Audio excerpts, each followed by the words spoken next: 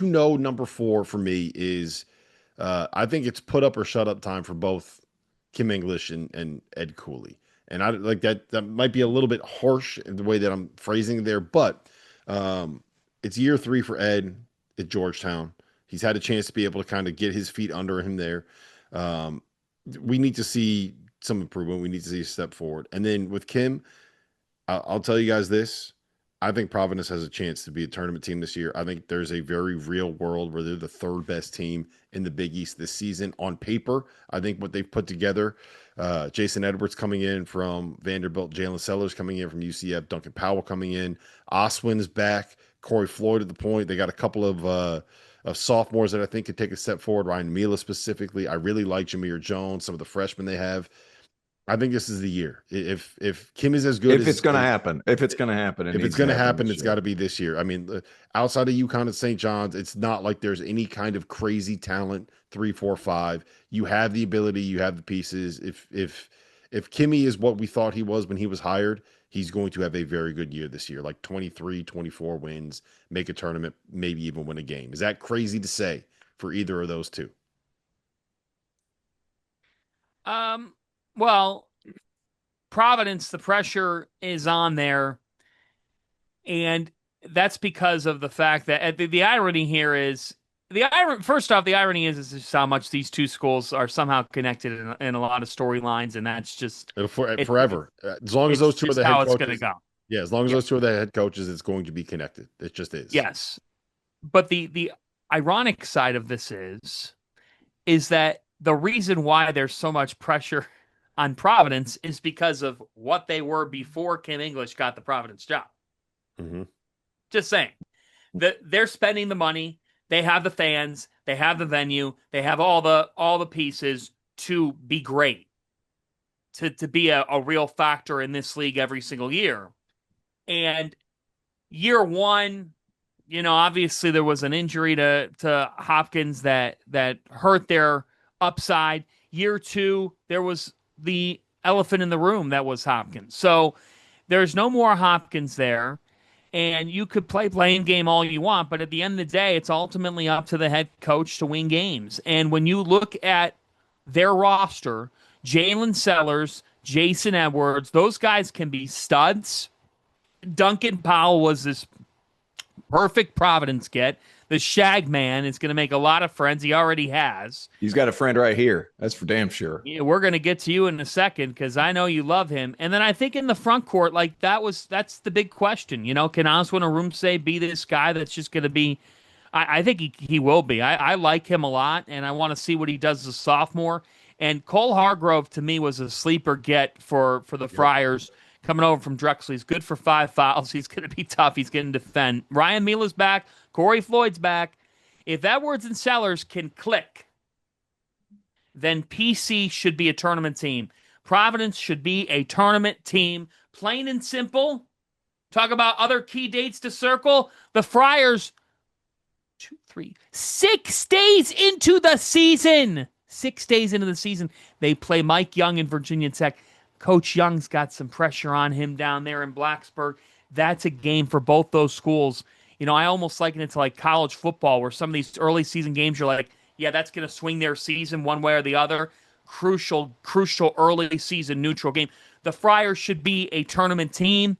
Georgetown, let's face it here. The reason why there's a lot of pressure on Ed Cooley, but guys, The reason why there's not even more pressure is because of what Georgetown was before he got that job. Mm-hmm.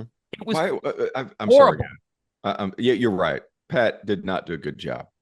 No. Georgetown has only had one season better than what they had last year in the 10 years prior. One. They won 18 games last year, gentlemen. The year before that, they won 9. Didn't he had a hard time?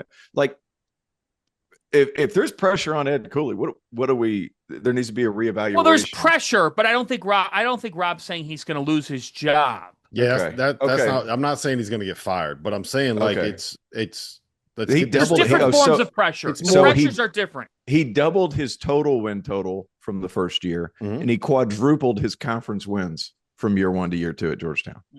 Quadrupled them.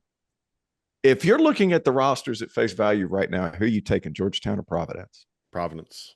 You've lost your freaking mind. Providence. You've Providence. both lost your mind. All right, tell us why. You've both lost your mind. Let's look up and down. KJ Lewis, you think he fits what Cooley had whenever he had his really good teams at Providence? Wide-shouldered, strong as a bull, linebacker type mentality defensively. Does he fit? Seems like yes. it. Langston Love, a guy that has been really talented, was a former top 30 prospect in his class. Went to Baylor, had some up and down time. Does he not just scream Injured. a guy that Cooley? He was injured. He was injured the whole time at Baylor. Yeah. Fine. Up and down. He had some moments where he was good. Does he not just scream a guy that Ed Cooley just takes in and nurtures a little bit and then ends up averaging like 15 points a game? Okay. Yeah, he does. Jeremiah Williams, another defensive-minded guard who's going to get out in the passing lanes, long arms. There was a left-handed guy, I think, a few years ago, played at Providence, kind of has the same body type. What was his name? Durham. It's kind of the same guy. Harris Smith, Maryland transfer, was good at Maryland at times. Like Iwochukwu, defensive presence. He always has a good vibe. They've been saying Isaiah Abraham, who when I watched at the Global Jam was playing well. Guys, what are we talking about? Here's where I'll push back. Okay, there's a lot of what ifs there. There's some what ifs. Georgetown is better than Providence. Okay, so then Georgetown's making the tournament then. I think they're close. I think this is a year Ed Cooley gets above 500 in league and he's above 20 wins. Hey, look, I can't assume the same thing with Providence. You know why? Because I was looking at the last 2 years. 9-23 year one under Ed Cooley, 18-16 in the following year. Conference records, 2-18 year one of Ed Cooley, 8-12 second year. Kim English, 21-14 year one, 12-20 year two. 10-10 goes 500 in conference, 6-14 year two.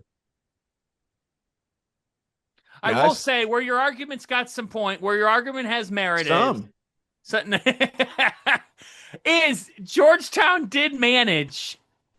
They did manage to go 0-3 against DePaul.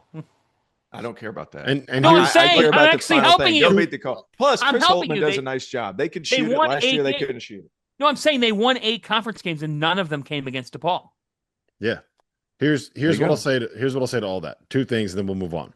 Okay. One, the argument was who has a better roster, not who has a roster that is better for the coach that they have. I agree with what you said about all those pieces.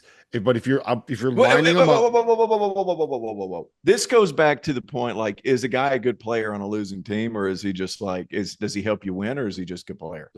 So we'll see. Yeah, we'll see. To me, it's not. And hey, look, fan of Duncan Powell, fan of those guys that Providence brought in, but we're comparing apples to apples right now. I'm picking Georgetown out of the 2. I'm picking. Okay, Georgetown. The other thing I'll say is, yes, 18-16, 8-12 in the Big East.